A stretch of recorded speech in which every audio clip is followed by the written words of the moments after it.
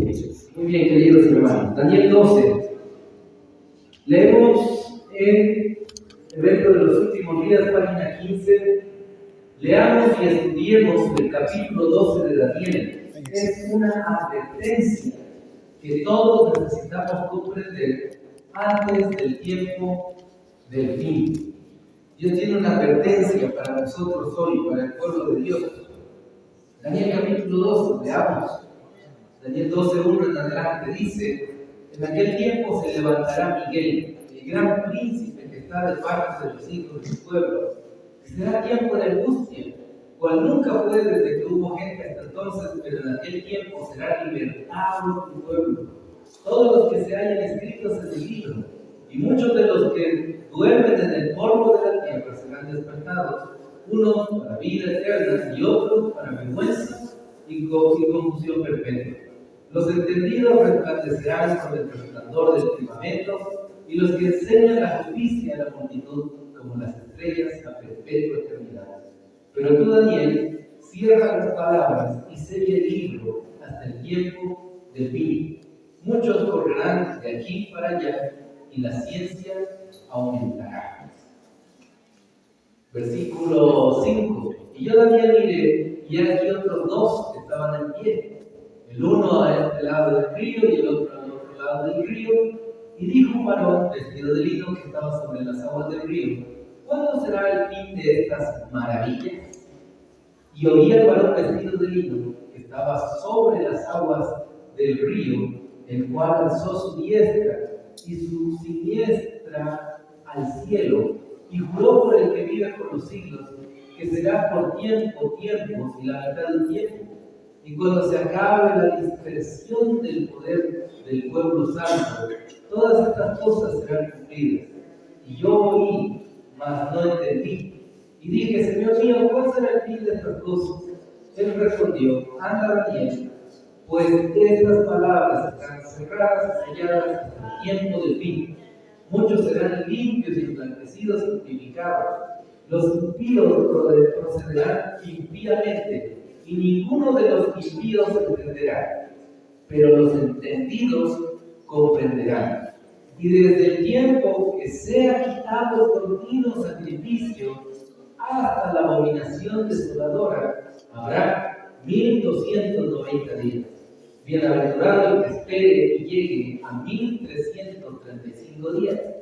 Y tú irás hasta el fin, y reposarás y te levantarás para recibir tu heredad, el fin de los días. Daniel capítulo 12. Según la pluma inspirada, en este capítulo tenemos una advertencia. ¿Qué es una advertencia, hermanos? Cuando nosotros caminamos y vemos un letrero, ¿no?, que dice prohibido el paso o no pasar, algún letrero, es una advertencia, es algo que nos muestra prácticamente algún tipo de peligro para que nosotros no cometamos los errores, no veamos esa advertencia y luego tengamos que arrepentirnos. No, Dios coloca una advertencia para su pueblo en el capítulo 12 de Daniel. ¿Cuál es esa advertencia, hermanos? Hay algunos aspectos importantes y la verdad es que este tema dura por lo menos 4 horas. ¿Sí? Sin embargo, vamos a ver solamente algunos aspectos, ¿sí?, importantes, para que así la advertencia nosotros la podamos tomar en cuenta y veamos cuál es, ¿sí? Así que vamos a ver primeramente la primera parte donde dice que habrá un tiempo de angustia, el cual nunca hubo, ¿no?, después de que Miguel se levante. En Daniel capítulo 12, 1 dice: en aquel tiempo se levantará Miguel. Una vez que Miguel se levanta, ¿qué existe? Será tiempo de angustia, cual nunca fue desde que hubo gente hasta entonces, pero en aquel tiempo será libertado el pueblo de los que se hayan escritos en el libro. Daniel 12:1 habla de un tiempo de angustia. Tiempo de angustia, pues nunca fue. En Mateo 24:21, porque habrá entonces gran tribulación, cual no ha habido desde el principio del mundo hasta ahora, ni la habrá jamás. Están hablando del mismo tiempo, queridos hermanos. Una gran tribulación en Mateo y en Daniel, un gran tiempo de angustia, cual nunca fue, y la tribulación cual nunca ha habido. Es el mismo tiempo. ¿Cuándo sucede esto, mis hermanos? Cuando Miguel se levanta. Entonces, cuando nosotros estudiamos la pluma inspirada, Mateo 24, Lucas 21, Daniel 12, que van conectados, más el conflicto de los siglos, ¿no? Que se titula el capítulo La conciencia amenazada, y luego el capítulo que habla sobre la liberación del pueblo de Dios. Entonces todo forma una cadena perfecta. Los eventos van en orden. Y saben, mis hermanos, hay dos tiempos de angustia. El pequeño tiempo de angustia y el gran tiempo de angustia. Cuando Miguel se levanta, comienza el gran tiempo de angustia. Y ahí es donde existe el tiempo de angustia, una gran tribulación, persecución, muerte y todo, ¿no? El pequeño tiempo de angustia comienza desde la ley dominical hasta el cierre de la gracia, ¿sí? Así que vamos a leer, vamos a ver qué significa cuando Miguel se levanta. Acá la pluma inspirada nos dice en Testimonios Selectos, ¿no? Tomo 1, página 98. Entonces Jesús saldrá entre el Padre y los hombres, y Dios ya no callará, sino que derramará su ira sobre los que rechazaron su verdad. Vi que la cólera de las naciones, la ira de Dios y el tiempo de juzgar a los muertos eran cosas separadas y distintas, que se seguían una a otra, o sea, van en orden, ¿no? No es la misma cosa la cólera de las naciones, la ira de Dios y el tiempo de juzgar a los muertos. También vi que Miguel no se había levantado aún, y que el tiempo de angustia, cual no lo hubo nunca, no había comenzado todavía.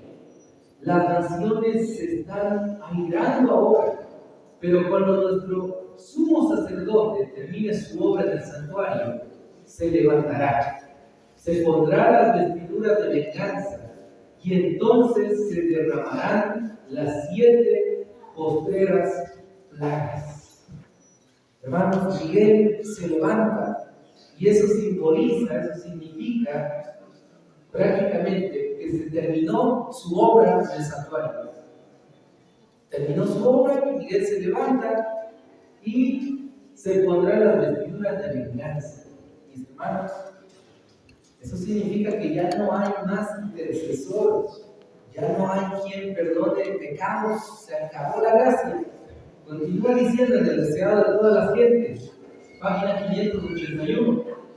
Mezcló la descripción de estos dos acontecimientos, refiriéndose a la destrucción de Jerusalén y al regreso de Jesús. Si hubiese revelado a sus discípulos los acontecimientos futuros como los contemplaba él, no habrían podido soportar la visión. Por misericordia hacia ellos, fusionó la descripción de las dos grandes crisis, dejando a los discípulos estudiar por sí mismos el significado. Cuando se refirió a la destrucción de Jerusalén, sus palabras proféticas llegaron más allá de este acontecimiento hasta la conflagración final de aquel día en que el Señor se levantará en su lugar para castigar al mundo por su iniquidad. Cuando la tierra revelará sus sangres y no encubrirá más sus muertos.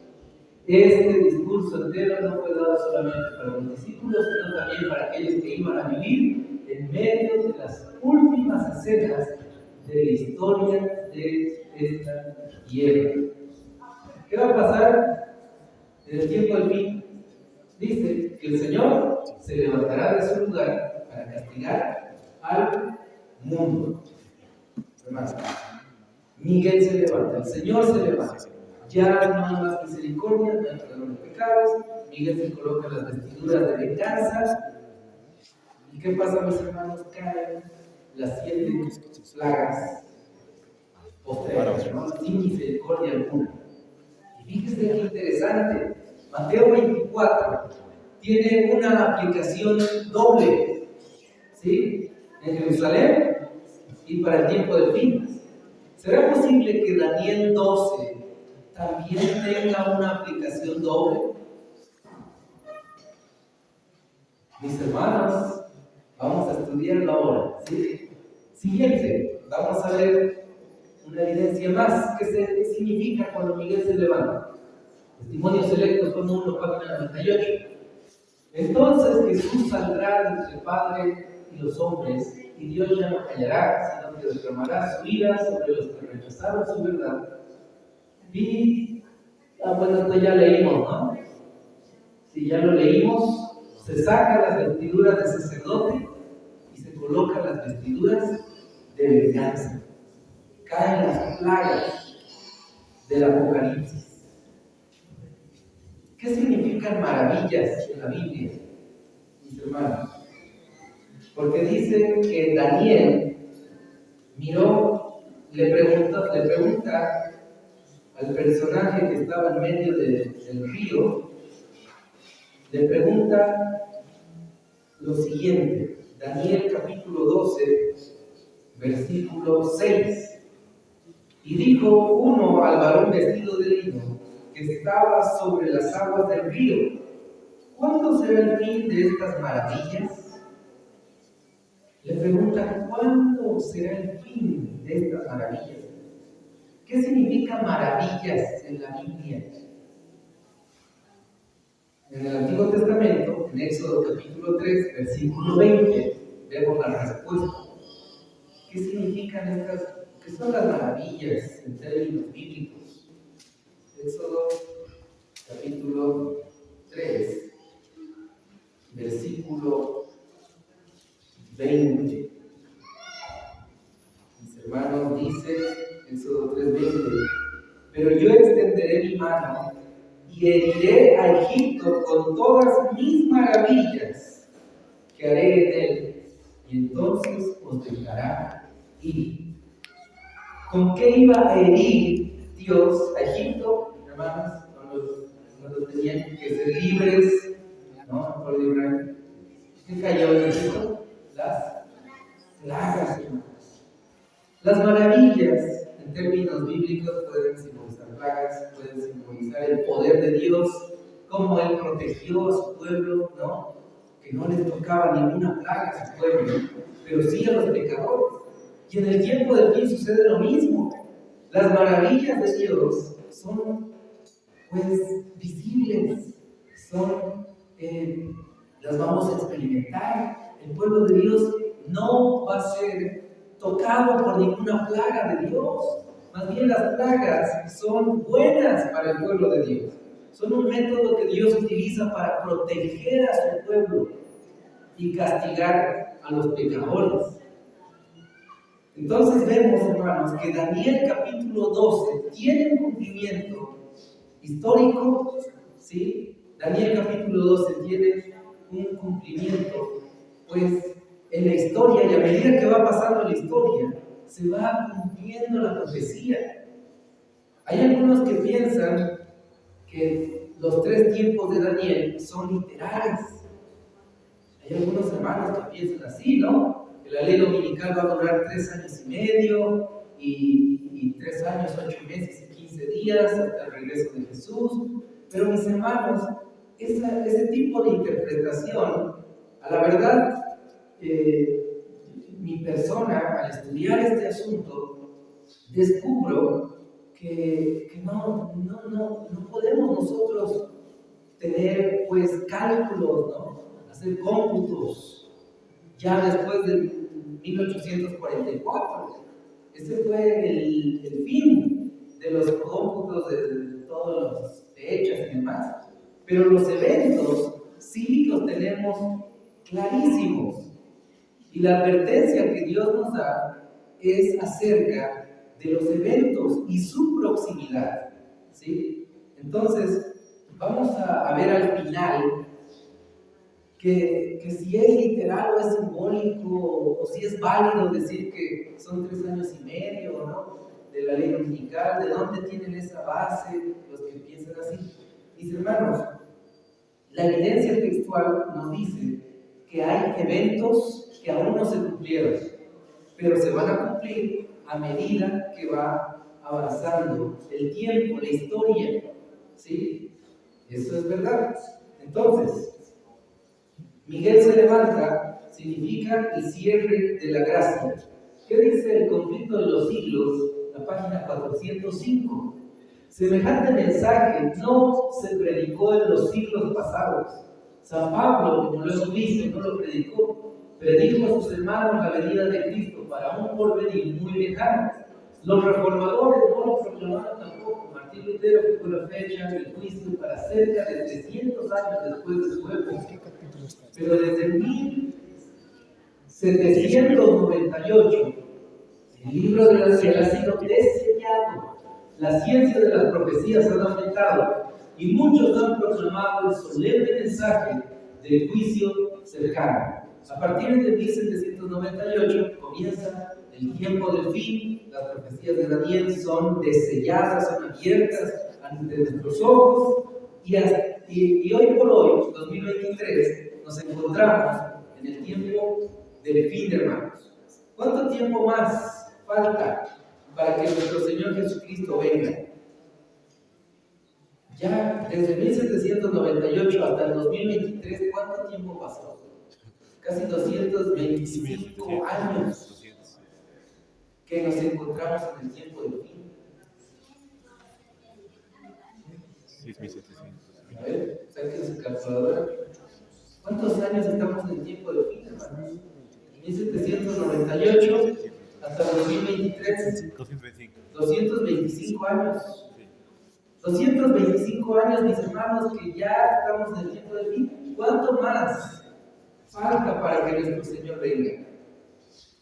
Mis hermanos, la advertencia de Daniel 12 nos muestra que el regreso de nuestro Señor Jesucristo es inminente. Fíjese que la interpretación historicista que tenemos como adventistas, ¿no?, como los pioneros, nos muestran que la importancia del significado del continuo y la dominación desoladora, pues van a marcar prácticamente los tiempos de la profecía. Vamos allá, vamos a verlo. En 2 Tesalonicenses capítulo 2, versículo 3 en adelante, está hablando el apóstol Pablo. Y fíjese que la palabra continuo sacrificio, fue prácticamente añadida, es lo que dice la pluma inspirada. Pero vamos a leer acá 2 Tesalonicenses 2, 3 en adelante.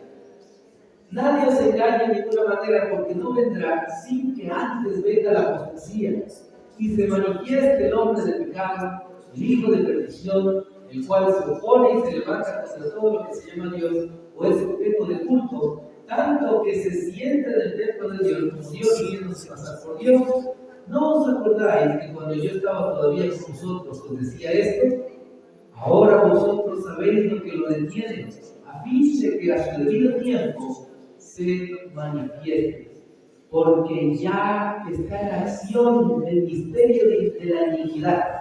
Solo hay quien al presente lo detiene, hasta que él a su vez sea quitado de medio.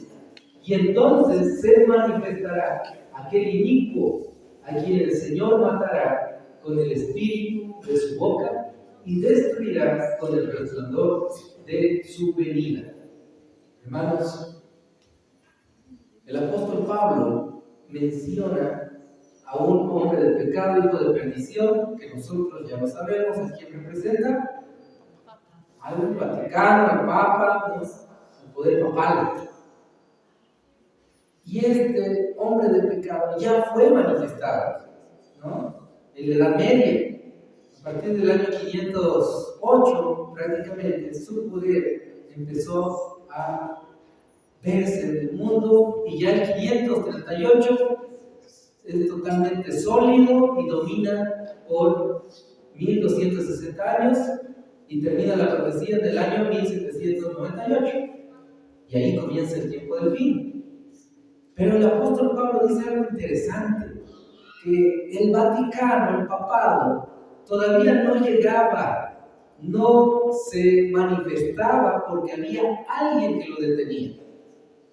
En el tiempo de Pablo, ahí dice, ¿no os acordáis cuando estaba yo todavía con vosotros? Decía esto, ahora vosotros sabéis lo que lo detiene, a fin de que se manifieste. Hermanos, había alguien que lo detenía al papado en el tiempo de Pablo. Y continúa diciendo, el versículo 7, porque ya está en acción el misterio de la iniquidad, solo que hay quien al presente lo detiene. Vuelve a repetir que alguien lo detenía al Vaticano. ¿Quién era ese alguien que lo detenía, hermanos? Para ver ese detalle, ¿quién lo detenía al papado? Vamos a ver lo que dice la promiscuidad. Pero les pregunto, hermanos, ¿qué representa el misterio de iniquidad? ¿Qué significa? ¿A quién representa el misterio de la iniquidad? La promiscuidad responde, Testimonio para los Ministros 365. Hay solamente dos bandos. Satanás trabaja con su poder perverso y engañoso y valiéndose de poderosos engaños a todos los que no permanecen en la verdad, que han apartado sus oídos de ella y se han vuelto a las fábulas. Satanás mismo no permaneció en la verdad. Él es el misterio de iniquidad. Por medio de la sutileza de sus errores, destructores del alma, la apariencia de verdad, en eso consiste el poder de sus errores, engañar, debido a que con sus falsificaciones de la verdad, el espiritismo, en inglés espiritualismo, la teosofía y otros engaños similares obtienen gran poder sobre la mente de los hombres. Esta es la obra maestra de Satanás. Pretende ser el salvador del hombre, el benefactor de la raza humana, y así seduce más rápidamente a sus víctimas, llevándolas a la destrucción. ¿Quién es el misterio de la iniquidad, hermanos? ¿A quién representa? A Satanás. Él es el misterio de la iniquidad. Bueno, entonces el misterio de la iniquidad ya estaba presente en los tiempos de Pablo. El enemigo ya estaba actuando, obviamente, desde el Génesis, ¿no? Desde el Edén, hizo caer a Adán y a Eva en pecado y todo. Y el enemigo, en el tiempo del fin, el conflicto de los siglos dice que su poder se intensifica aún más. Y la persecución no va a ser igual que la Edad Media, va a ser mucho peor. Lo que nos espera, mis hermanos, es persecución. ¿Cuántos estamos dispuestos a ser perseguidos por Cristo? La verdad es que en este momento estamos tranquilos, estamos felices, porque estamos en tranquilidad, en paz, ¿no? Pero si nosotros viviéramos en Ucrania, hermanos, estaríamos clamando a Dios, ¿no? Porque tendríamos que dejar nuestra casa, tendríamos que dejar nuestro país, y todo por la guerra, tendríamos que huir. Estaríamos orando, consagrándonos a Dios sin perder tiempo en las cosas del mundo y más bien teniendo nuestra mente, nuestros ojos en el cielo, ¿verdad? ¿Qué pasó en Turquía con los terremotos? Todo destruido, ¿no? Imagínense que usted vuelva a su casa y toda su casa destruida. ¿Cómo se sintieron ellos?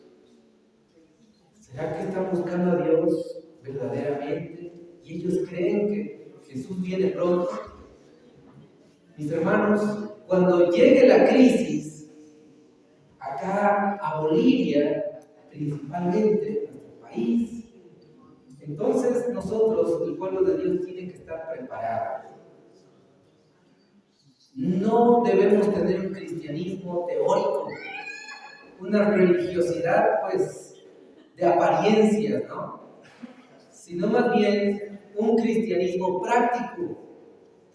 Nuestra religión debe ser una religión viva, como dice en el libro de Santiago, ¿sí? Santiago, vamos a leerlo. Santiago, capítulo 2. Dice, Santiago capítulo 1, Santiago capítulo 1, versículo 27. La religión pura y sin mancha delante de Dios y Padre es esta: visitar a los huérfanos y a las viudas en sus tribulaciones y guardarse sin mancha del mundo. ¿Cuál es la verdadera religión? Ayudar al prójimo, a los necesitados y guardarnos del mundo. Pero el mundo, mis hermanos, nos atrae, nos tienta, nos tiene envueltos en distracciones, el trabajo mismo, ¿no? No, que yo no tengo tiempo porque tengo que mantener a mi familia, ¿no? Ponemos excusas, hermanos, para no obedecer a Dios en todo el mensaje que nos dejó, incluyendo el mensaje del campo, de salir de las ciudades. Hermanos, el mensaje del campo está conectado con el mensaje del tercer ángel.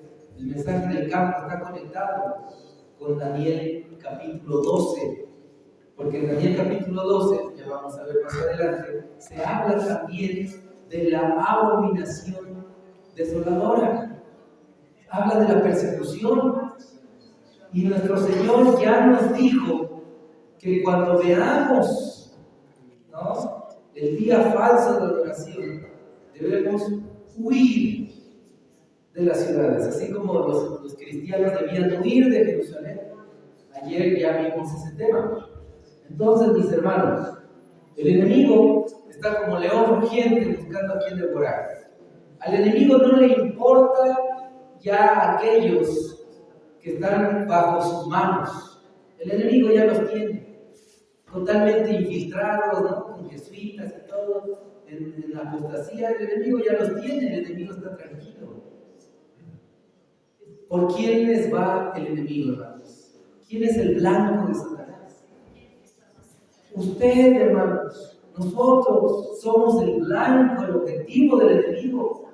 Quiere destruirnos a como dé lugar. A él no le importa que seamos jóvenes, niños, hombres, mujeres, mayores, que seamos 30 años adventistas, 40, que seamos nuevos de la fe. Al enemigo no le importa nada de eso. Lo que él quiere es que recibamos su marca. Y si nosotros no obedecemos a Dios en el mensaje del campo, vamos a recibir la marca de la bestia. Es por eso, queridos hermanos, que debemos prepararnos, consagrarnos a Dios, tener una religión apartada del mundo, apartada del mal, del pecado y de los pecadores. Primeros Escritos, página 74, dice: entonces vi, en relación con el continuo, que Daniel 8:12, se encuentra la misma palabra de continuo que Daniel capítulo 12, que la palabra sacrificio había sido provista por la sabiduría humana y no pertenece al texto, y que el Señor dio el sentido correcto a los que proclamaron que había llegado la hora del juicio, mientras existió la unión antes de 1844. Casi todos aceptaban la opinión correcta acerca del continuo, pero en la confusión reinante desde 1844 se han aceptado otras opiniones y como consecuencia han entrado tinieblas y confusión. La cuestión de las fechas no han sido una prueba desde 1844 y nunca volverán a ser una prueba. Hermanos, el continuo que dice Daniel 12, esa palabra sacrificio fue añadida por sabiduría humana, dice, ¿no? Es decir, que no pertenece al texto. La palabra sacrificio fue añadida, hermanos. ¿Por qué añadieron esta palabra? ¿Quién la añadió? Hermanos, el enemigo va a crear todo tipo de engaño, ¿no? Y él, a través de sus agentes infiltrados en todo lado, incluso en sociedades bíblicas, ¿no?, donde se imprimen las Biblias, ya van cambiando palabras, términos, traducciones, añadiendo, quitando. Y por esta palabrita, sacrificio, muchos, incluso del pueblo de Dios, están confundidos y piensan que se refiere al continuo sacrificio del santuario, ¿no?, donde el pueblo traía los corderitos la mañana y la tarde, cada día, los sacrificios diarios. Pero la palabra sacrificio fue añadida. Entonces, hermanos, ¿qué significa el continuo? Dice que los que tenían la verdadera interpretación de lo que significaba el continuo eran los pioneros, los que estaban en el movimiento que existió la Unión antes de 1844. Los pioneros, ¿qué creían acerca del continuo, hermanos? Ellos creían lo mismo que creía el apóstol Pablo, que lo leímos en 2 Tesalonicenses, que había alguien que lo detenía, y ese alguien que lo detenía representaba al continuo, que simboliza. ¿Quién detenía, hermanos, al papado en el tiempo de Pablo? ¿Quién? Roma, hermanos, el poder civil, el paganismo, era que el que no lo dejaba gobernar pues al papado. ¿Quién lo detiene en nuestros tiempos al papado? ¿Por qué el papa de una vez no es el príncipe del mundo y domina todo de una vez? ¿Quiénes lo detienen? Lo mismo, el poder civil, el paganismo, hermanos, ¿no? Rusia ahora ya no lo acepta el papado, porque Rusia, el papa está con Estados Unidos, pero también está con Rusia. Solamente que nos hacen creer que están peleados o no lo aceptan, ¿no?, y todo. Sin embargo, hermanos,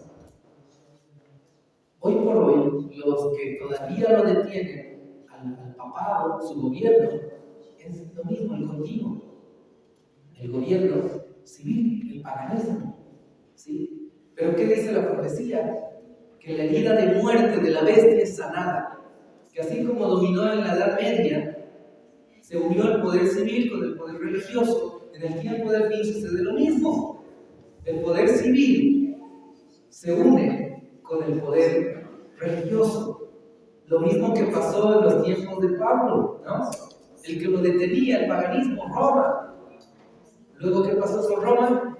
Se unió con el papado y llegaron a ser prácticamente los que dominaron el mundo entero. El papa era el rey y el representante de Dios en la tierra. Y lo que el papa decía, ley, ¿no? Y si alguien se rebelaba contra el papa, muerto, quemado, ¿no?, descuartizado, ahorcado. Hermanos, unas muertes terribles, ¿no? Los metían en los circos romanos para que sean devorados por leones hambrientos, a niños, mujeres, hombres, sin misericordia. Hermanos queridos, nos esperan tiempos difíciles, nos espera persecución, pero si nos consagramos plenamente a Dios y llegamos a recibir su sello, como vimos ayer, como prometió Jesús, yo estaré con vosotros todos los días hasta el fin del mundo, como nos prometió en Lucas 21:18, que ni un cabello de vuestra cabeza perecerá. Ningún cabello va a morir, hermanos. Siempre y cuando nosotros nos consagremos a nuestro Señor, recibamos la advertencia que Él nos da en Daniel capítulo 12. Lo que Daniel 12 nos muestra son los eventos, hermanos, que vienen sobre el pueblo de Dios. Muy pronto se va a terminar la gracia, ya no habrá más perdón de pecados. Y es por eso que ahora es el tiempo de preparación. Dios nos da este tiempo para consagrarnos a Él. Así que el continuo es el paganismo, el poder civil. Bueno, vamos a continuar. Evento de los últimos días, página 12. El tiempo de angustia, que irá en aumento hasta el fin, está a las puertas. No tenemos tiempo que perder. El mundo está agitado con el espíritu de guerra. Estamos viviendo en este tiempo, hermanos, previos al tiempo de angustia. Estamos en una guerra. Rusia contra Ucrania, hermanos. No solamente son ellos, ¿no? Está Estados Unidos, la OTAN, China con Rusia, la India, Bolivia. ¿Quién apoya, hermanos? Si hubiese guerra. Rusia está, o mejor dicho, Bolivia está con Rusia. ¿Sí? Un amigo militar que es teniente, yo le pregunto, ¿y qué les dicen sus jefes, ¿no? Los generales? ¿Qué les dicen acerca de esta guerra? Y él me dice, ya nos reunieron a todos los militares y nos dijeron, prepárense para la guerra, porque va a haber guerra. Y los están entrenando, porque va a haber guerra. ¿Cuál es la solución para un militar? Para un conflicto bélico, más guerra, hermanos. La única solución para un militar es la guerra. No hay otra opción. Para un militar no hay me rindo, ¿no? Es guerra, ganar o morir en el intento. Entonces, hermanos, fíjense que la cita dice que hay un espíritu de guerra en el medio. Estamos en una guerra, hermanos. En Europa está tensa la situación. 2 familias de España vinieron a vivir a Bolivia, allá a Santa Cruz, el año pasado llegaron, dejaron su casa, vendieron todo lo que podían y vinieron a Bolivia. ¿Por qué? Porque el precio de la harina, el precio del aceite, del trigo y de muchas otras cosas, los cereales, habían subido casi 5 veces más de precio. Y como España está ahí cerca, entonces estaba tensa la situación de guerra. Se escuchaba que los ejércitos de Rusia están yendo a las fronteras y no sé qué. Hermanos, el momento está tenso. Un espíritu de guerra está en nuestro medio. En este tiempo, rumores de guerra, que Rusia está enviando ejércitos a Venezuela para atacar a Estados Unidos. Amenazas, ¿no? Que ustedes, si nos atacan, vamos a utilizar bombas nucleares. Y nosotros igual tenemos bombas nucleares, no sé qué. Corea del Sur está atacando partes igual de Corea del Norte. Hermanos, hay un espíritu de guerra. Ayer vimos que los vientos, ¿qué simbolizaban? Guerra, derramamiento de sangre. Estamos previos al tiempo de angustia. Y si no nos preparamos ahora, hermanos, nos va a agarrar en curva, como se dice. Nos va a agarrar desprevenidos, sin preparación. Se viene, hermanos, una devaluación del dinero. ¿No? ¿Escucharon la noticia del Banco Fácil? Sí, que no hay dinero, ¿no? El Banco Fácil se volvió el banco difícil para sacar dinero, ¿no? Les dan solamente 1,000 bolivianos, luego les dieron 500, luego 300, luego 200, y hasta ahora no hay una solución. La gente está reclamando todo. 3 bancos quebraron en Estados Unidos. En Bolivia no hay dólar. Mis hermanos, existen síntomas muy claros de una crisis económica en nuestro país. Y el pueblo de Dios todavía estamos en las ciudades. Cuando no hay dinero, hermanos, hay hambre. Y cuando hay hambre, hay bloqueos, hay protestas, hay guerra civil, hay saqueos por todo lado. Sálvese quien pueda. Mis hermanos queridos, no es un tema de poner miedo, sino más bien es una advertencia que Dios nos da. Se acerca la persecución, se acerca la ley dominical, se acercan, mis hermanos, los últimos años de la historia de este mundo. ¿Cuál es la solución de Dios para toda la crisis que viene y todos los eventos finales? El Señor nos dice, salgan de las ciudades. Una y otra vez. Hermanos, ¿qué hizo José cuando vino la hambruna?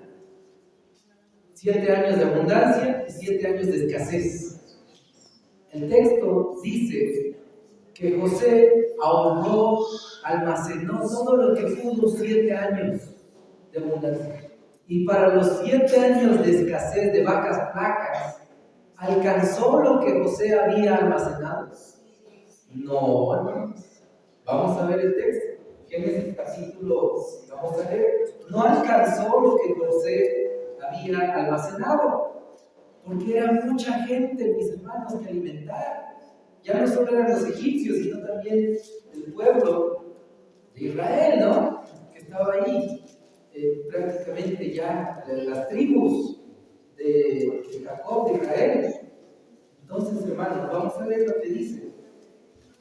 Génesis capítulo 47. Génesis capítulo 47. Génesis capítulo 47, versículo 19.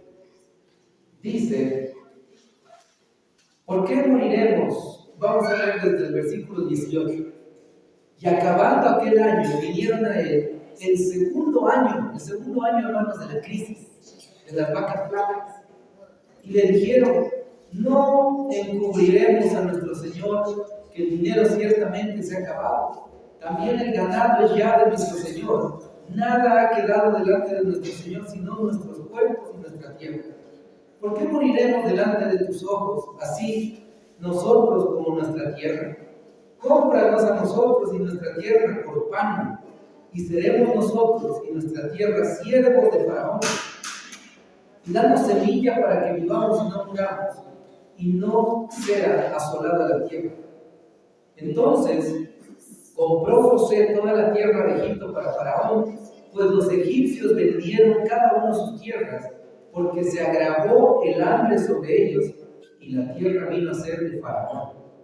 Hermanos, había hambruna. ¿Qué hizo José? Guiado por Dios. Versículo 23. Entonces José dijo al pueblo, he aquí, os he comprado y vuestra tierra para Faraón. He aquí, semilla para vosotros, sembrar la tierra. ¿Cuál fue la solución, hermanos? La agricultura. ¿Cuál es la solución de Dios para el tiempo del fin cuando exista hambruna? La agricultura. El ABC de la educación es la agricultura, de eso lo dice la Escritura inspirada.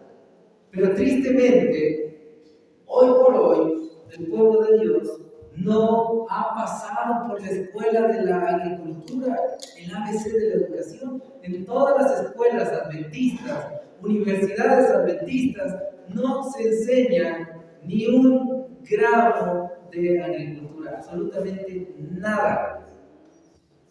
En la Universidad Adventista en Bolivia, es un campus muy grande, hace más de 20 años, ¿no? Los jóvenes cuentan, ya mayores, que existían campos de agricultura y cada estudiante tenía por lo menos 1 o 2 horas que ir a sembrar, a limpiar, a hacer pues su práctica de agricultura de manera obligatoria.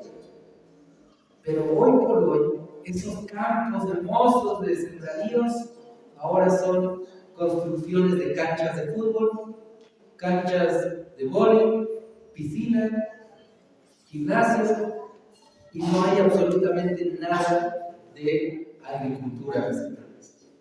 El pueblo de Dios, ¿qué va a hacer cuando venga la crisis? Cuando no se pueda comprar ni vender. Al igual que los egipcios le dijeron a Faraón, cómpranos a nosotros, te vamos a pertenecer a ti, pero danos comida, tenemos hambre. Muchos van a vender su vida para tener un plato de comida. Van a decir, no importa, voy a guardar el domingo, voy a trabajar el sábado, pero por favor, denme comida. ¿Por qué? Porque no nos habremos preparado, hermanos, en el campo, en la crisis que viene. Es por eso que Dios nos llama, nos invita, vez tras vez, salir de las ciudades, salgan de las ciudades. ¿Cuánto tiempo va a durar, mis hermanos, el pequeño tiempo de angustia, desde que sale sale la ley dominical hasta el cierre de la gracia? No lo sabemos, pero va a ser corto. Pero ese tiempo corto van a ser años si no estamos preparados. Y vamos a prácticamente ceder ante la marca de la bestia. Pero los que estén preparados, hermanos, en el campo, como estudiamos ayer, van a venir a predicar a todo lado, el fuerte pregón y todo. Estaremos seguros en el Señor si obedecemos el mensaje que Él nos dejó. De nada vale, mis hermanos, toda la teoría si no la llevamos a la práctica. Si yo predico y todo, no, hermanos, que esto, me las sé todas, la profecía, los temas, pero no vivo, mis hermanos, lo que predico, nada vale. El mensaje del campo es verdad presente. Y el pueblo de Dios tiene que prepararse, mis hermanos, en el campo. Es inminente. Hay espíritu de guerra, dice la pluma inspirada. El mundo está agitado con el espíritu de guerra. Las profecías del capítulo 11 de Daniel casi han alcanzado su cumplimiento final. Ahí está, ¿no? En los últimos 10 páginas 12. El tiempo de angustia, como no ha habido desde que hubo nación, es inminente. Y nos encontramos como las vírgenes dormidas. Debemos despertar y pedirle al Señor Jesús que nos sostenga con sus brazos eternos y nos lleve a través del tiempo de prueba que está ante nosotros. Estamos ¿en qué capítulo de Daniel? En la historia, capítulo 11 de Daniel, en los últimos versículos de Daniel capítulo 11. Para entender Daniel 12 tenemos que ir a Daniel 11. ¿Sí? En resumen, hermanos, por el tiempo, vamos a ir a Daniel capítulo 11 y vemos que nos encontramos en los últimos versículos de Daniel 11, hermanos. Muy pronto, lo que viene al pueblo de Dios y al mundo entero es un nuevo orden mundial. Es una sola moneda, una sola religión, un gobierno mundial y por supuesto la marca de la bestia, la ley dominical. Daniel capítulo 11, versículo 40. Nos encontramos en el versículo 40 de Daniel 11, hermanos. Ya solo falta 1, 2, 3, 4, 5 versículos más para que la gracia se cierre. Imagínense ustedes. Estamos ya en el tiempo extra, ¿no? Fíjese lo que dice Daniel 11:40. Pero al cabo del tiempo el rey del sur se enfrentará con él, y el rey del norte se levantará contra él como una tempestad, con carros y gente de a caballo, y muchos navíos, y entrará por las tierras e inundará y pasará. Este rey del norte y rey del sur significan algo, tienen un significado, es un símbolo de alguien, de algo, de un poder, un reino. Y haciendo un estudio profundo acerca de este asunto, descubrimos que el rey del norte, ¿a quién simboliza, mis hermanos? Pregunta de examen. ¿A quién? Al papado. Al papado. Pero el papado no está solo, ¿no? ¿Quién le apoya al papado? ¿Quién le da el poder al papado? La segunda bestia del Apocalipsis, ¿no?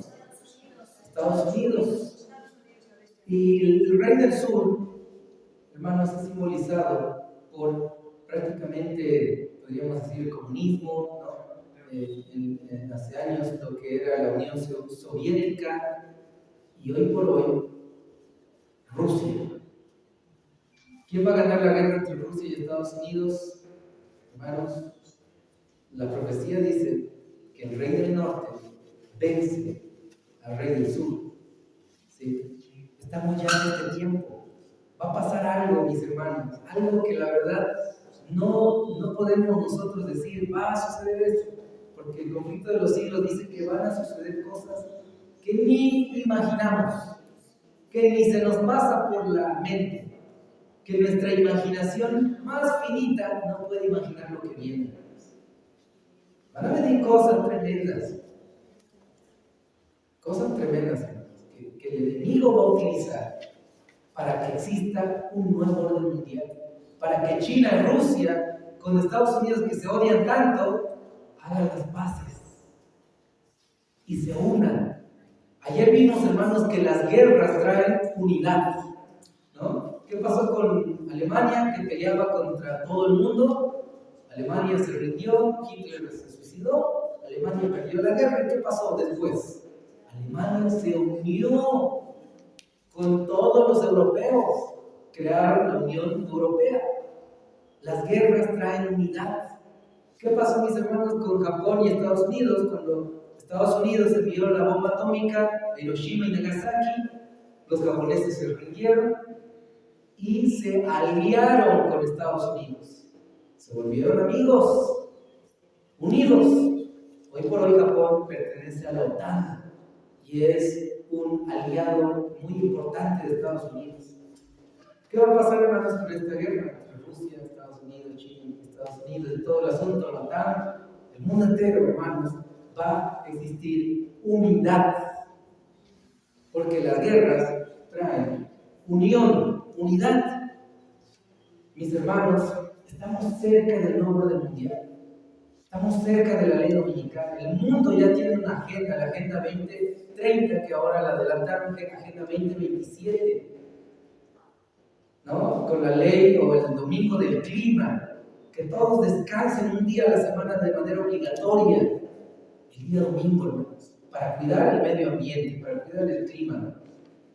Nunca habíamos estado tan cerca de la ley dominical.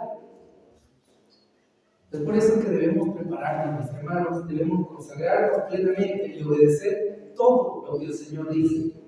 En la revista Heraldos, el 11 de febrero de 1904 dice, Momento de los últimos días, página 12, el mundo se está volviendo más y más anárquico.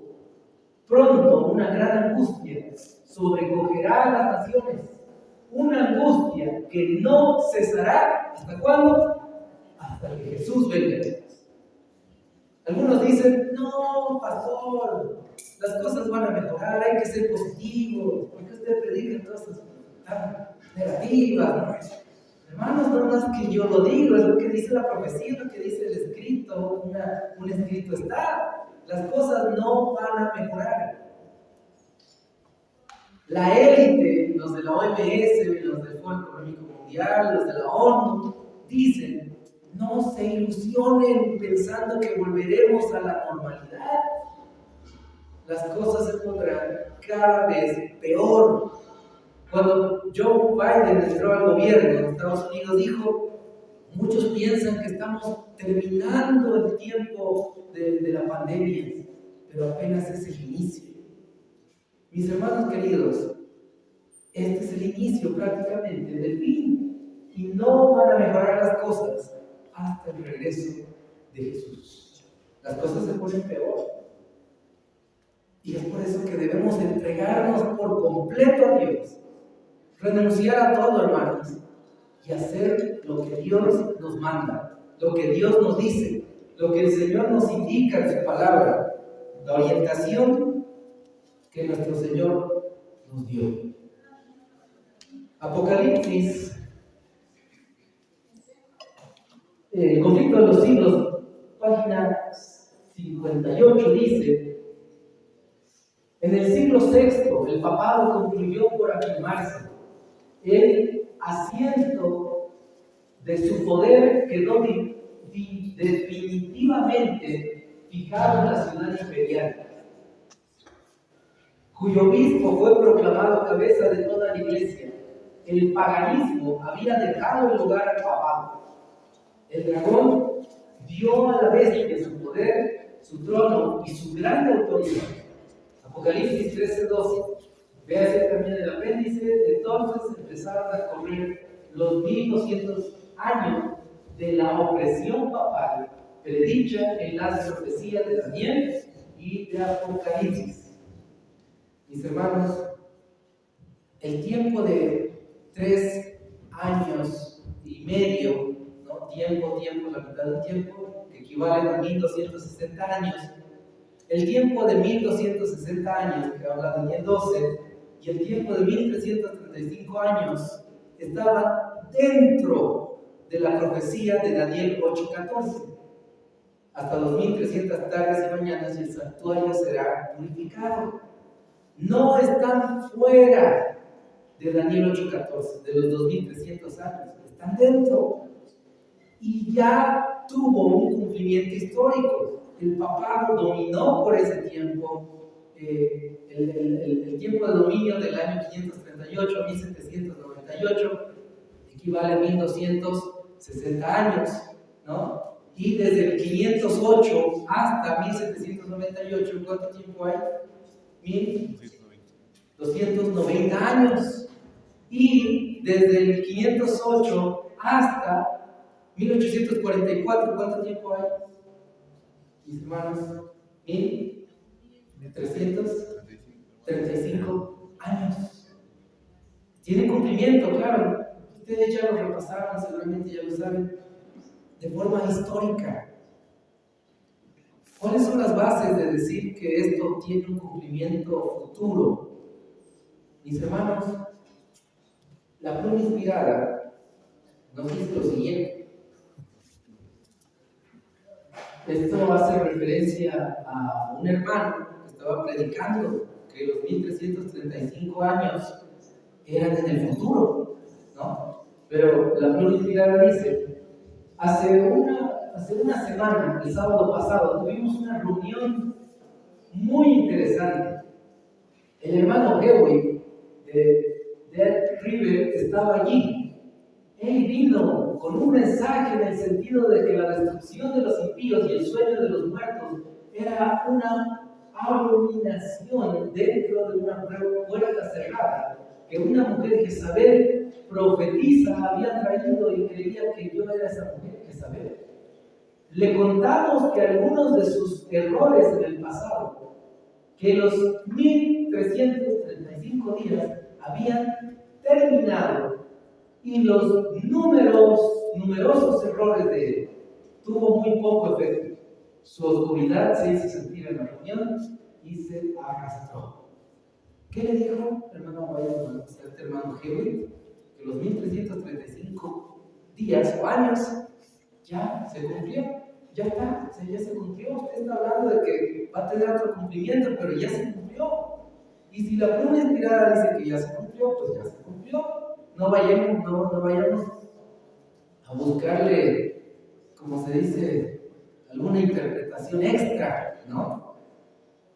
Mis hermanos, en interpretación profética, en hermenéutica, ¿no? En lo que se hace en análisis en el idioma griego, hebreo de la Biblia, en toda la investigación teológica que uno puede hacer, existen métodos de interpretación. Yo no puedo dar la interpretación que yo quiera al texto bíblico. Debo dejar que el texto me hable a mí, ¿no? No puedo yo interpretarlo a mi manera, como los evangélicos lo hacen. Nuestros amigos evangélicos, ¿no? Escuché una vez un predicador que decía, los 5 panes y los 2 peces que multiplicó Jesús, esos 2 peces simbolizan a Bolivia y Chile, donde va a salir el Evangelio, y los 5 panes son los demás países de Sudamérica, y no sé qué, que Dios lo va a multiplicar. Hermanos, ¿de dónde saca esta interpretación? Y todos los hermanos evangélicos, amén, aleluya. Hermanos queridos, no podemos interpretar el texto como queramos, ¿no?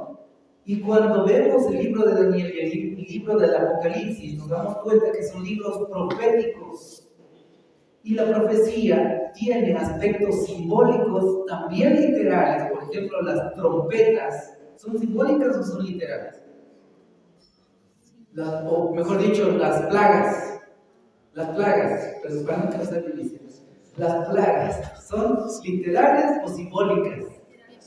literales, las plagas son literales, van a caer de manera literal, así como cayeron en Egipto. Son literales.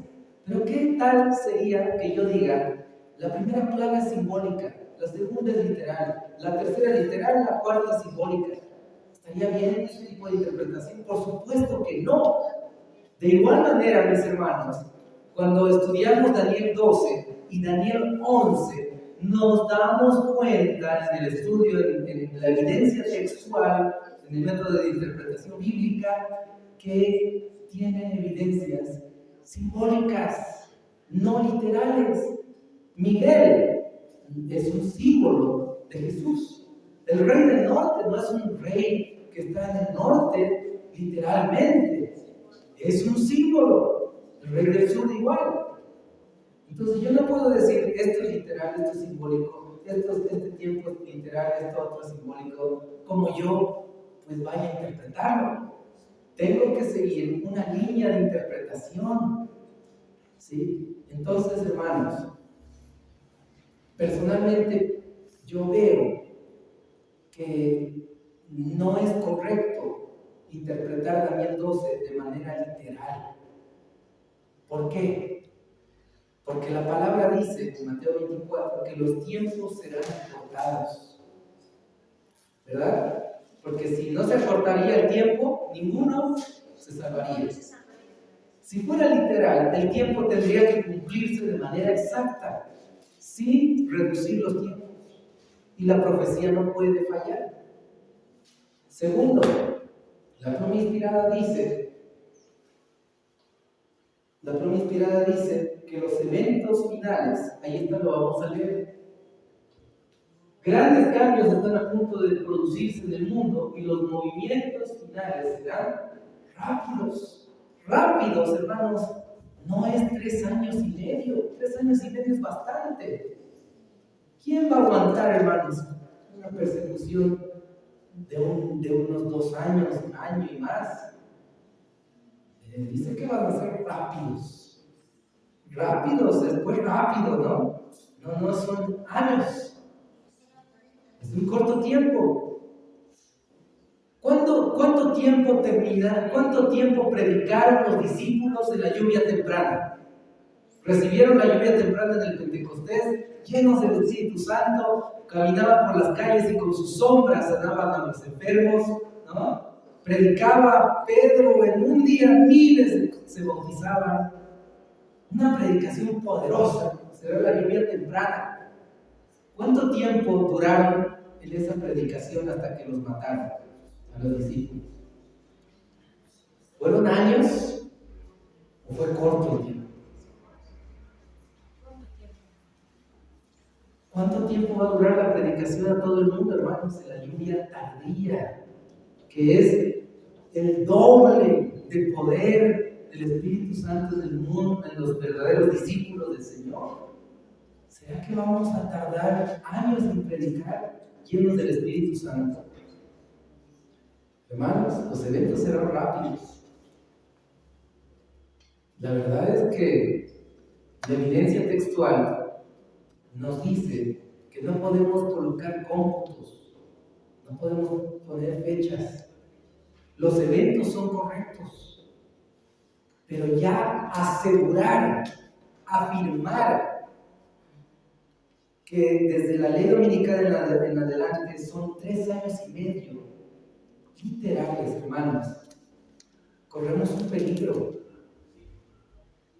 de estar a la expectativa, ansiosos, esperando que pase ese tiempo y quizá controlando, ¿no? Con un almanaque, los días, ya pasa un día, ya faltan 3 años y 4 meses y vamos controlando y todo, cuando en realidad ya se está terminando de predicar todo el mundo.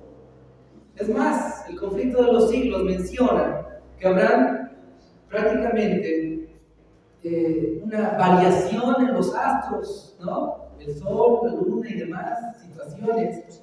¿Cómo vamos a estar nosotros pendientes? Ya pasó un día, ya pasó 2 días, ya pasó un mes, ya falta menos. Mis hermanos queridos, es mejor vivir un día a la vez, como dice la palabra.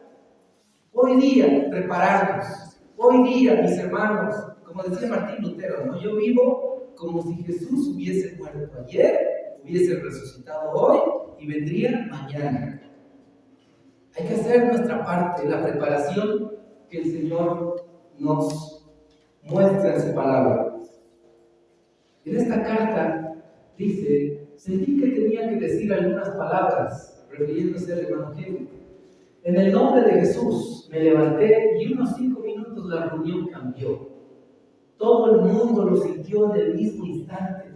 Cada rostro se iluminó. La presencia de Dios llenó el lugar. El hermano Kevin cayó de rodillas y empezó a llorar. Fui arrebatada en visión y vi muchas cosas que no puedo describir. Esto tuvo un gran efecto sobre el hermano Kevin. Confesó que era de Dios y se humilló en el polvo. Él ha estado escribiendo desde esa reunión y ahora está escribiendo desde la misma mesa, renunciando a todos sus errores. Él ha avanzado. Yo creo que Dios le está trayendo y que se calcula que para hacer el bien, si Dios se mueve a través de él. El hermano Kevin se arrepintió, ¿verdad? Entonces, hermanos, ya para terminar, la advertencia que el Señor nos da en Daniel capítulo 12 no es para tomarla a la ligera, no es ningún chiste, no es ningún juego, no es para que estemos medio convertidos con el asunto de la carne, no es para que digamos, no, pero la pluma inspirada dice que todavía podemos tomar leche y también queso, aquí está, pastor, mire. Ah, sí, pero eso era en el tiempo de Bernard White. Pero en el tiempo del fin, hay muchas citas también que dicen que el pueblo de Dios dejará el queso, la leche, la mantequilla, el huevo. Y ese tiempo ha llegado, hermanos. El tiempo de prácticamente morir al yo y permitir que Cristo viva en nosotros. Pastor, pero ¿qué tal si Jesús no viene todavía? ¿No? Porque ustedes predican de que Jesús viene, y todo el año 2000 muchos salieron al campo y Jesús no vino. Ahora igual ustedes predican del campo y esto y lo otro. ¿Y qué tal si Jesús no viene, pastor? Hermana, yo prefiero estar preparado, ser una virgen prudente, no una insensata, ¿no? Y hacer provisiones, consagrarme al Señor y todo. No vaya a ser que sí, nuestro Señor viene, se viene la crisis y todo, y luego despertemos todos del sueño espiritual como las 10 vírgenes, ¿no? Y recién querramos prepararnos, recién querramos, ¿no? Decir, ay, no, hay que salir al campo, hay que consagrarnos, hay que dejar la carne, hay que dejar las gaseosas, las bebidas malas y todo. Recién, hermanos, cuando ya el Señor nos dirá, ¿quiénes son ustedes? No los conozco, apartados de mí, oradores de maldad. ¿Qué va a pasar, hermanos, con la mayoría de los adventistas nominales? Van a despertar, van a decir, uy, no, la ley dominical ya está aquí. Van a querer prepararse recién. Van a llamarnos, ¿no? Ahí los que estemos en el campo. Por favor, ábrenos las puertas para que vayamos ahí a vivir con ustedes al campo. Había sido verdad el mensaje disidente que ustedes tenían, ¿no? Los disidentes al final teníamos razón, porque así nos llaman, ¿no? Obviamente están equivocados. Nos llaman alarmistas, extremistas, fanáticos, ¿no? Y de todo un poco. Pero así también llamaron a Noé, que predicaba del juicio cercano. Así también llamaron a ese hombre que predicaba en Jerusalén diciendo que ya venía el ejército romano a rodearlos y que salgan de Jerusalén. Lo llamaban alarmista, extremista. No estás alarmando a la gente, asustándolo. Listo, lo encarcelaron. En el tiempo del fin, hermanos, pasa lo mismo, sucede lo mismo. La advertencia de Daniel 12 es: viene, mis hermanos, el cierre de la gracia. Viene, mis hermanos, la ley dominical. Se viene, mis hermanos, la persecución. Mis hermanos queridos, se vienen tiempos difíciles para el pueblo de Dios. Y es por eso que debemos consagrarnos a Él. Se vienen las plagas, hermanos, la marca de la bestia. Y si nosotros no somos adventistas, genuinos, verdaderos, vamos a recibir las plagas igual que las otras iglesias del mundo de Babilonia, ¿no? Entonces no vale, hermanos, llevar un título, ¿no? Un nombre adventista, o yo soy de tal grupo, o esto, lo otro. A mí ya me sacaron de la iglesia, entonces ya yo soy del verdadero pueblo de Dios. Mis hermanos, eso no es una garantía. La prueba la sufriremos de manera personal, cada uno. Y los que predicamos, ¿no? y tenemos una fe inquebrantable aparentemente, cuando llegue la persecución, mis hermanos queridos, muchos resultaremos un vil metal, ¿no? Esa fe inquebrantable que aparentábamos, pues al final de la persecución se fue para abajo, como Pedro, que le dijo: Señor, yo voy a ir hasta la muerte contigo.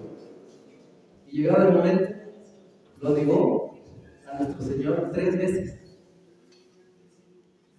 Mis hermanos queridos, el que cree estar firme, fíjense que no caiga, ¿no? Necesitamos prepararnos de manera individual, consagrarnos al Señor, escuchar la advertencia de parte de Dios. Estamos cerca, mis hermanos. Y personalmente pienso que estamos tan cerca, pero tan cerca, que Dios nos da solamente este corto tiempo, estos meses, para que usted se prepare, que tome decisiones para vida eterna. En la persecución, hermanos, en todos estos eventos finales, vamos a saber quién es quién, ¿no? Porque no basta profesar la verdad, decir que somos de la verdad presente y todo, no basta, mis hermanos. No es suficiente, sino más bien vivir el mensaje que el Señor nos dejó, obedecer en todo, reforma por salud, ¿no? el mensaje de santuario, todas las verdades, los 7 pilares que el Señor nos dejó, pero también, mis hermanos, no nos olvidemos del cambio, del mensaje del cambio. ¿Cuántos esta mañana queremos decirle al Señor: Señor, ayúdame a prepararme?